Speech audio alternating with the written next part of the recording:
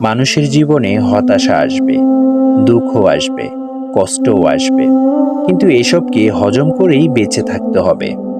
সিজদায় পড়ে কান্নাকাটি করতে হবে, আল্লাহর কাছে চাইতে হবে, তিনি যেন সবকিছু সহজ করে দেন। হতাশায় বিপর্যস্ত হয়ে হুটহাট কোনো কিছু করে ফেলা যাবে না।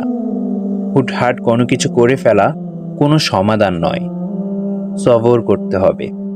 এই দুনিয়া কষ্টের জায়গা, এতে চির সুখ শান্তি আশা করা বোকামি। এখানে হয় আমরা কষ্টে আছি বা কষ্টের জন্য অপেক্ষা করছি।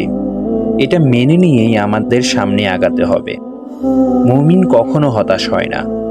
হ্যাঁ, তিনি দিন শেষে একজন মানুষ, তারও মন খারাপ হয়, দুঃখ লাগে, সহ্য করতে পারেন না, তবে তিনি এসব ক্ষেত্রে সবর করেন। আল্লাহ তাআলার কাছে উত্তম প্রতিদান আশা করেন।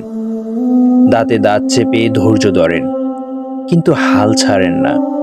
সহ্যের সীমা অতিক্রম হলে সিজদায় গিয়ে চোখের পানি ছেড়ে দিয়ে অভিযোগ করেন সে সত্তার কাছে, যার কাছে বলা যায় সব কথা, চাওয়া যায় যে কোনো কিছু।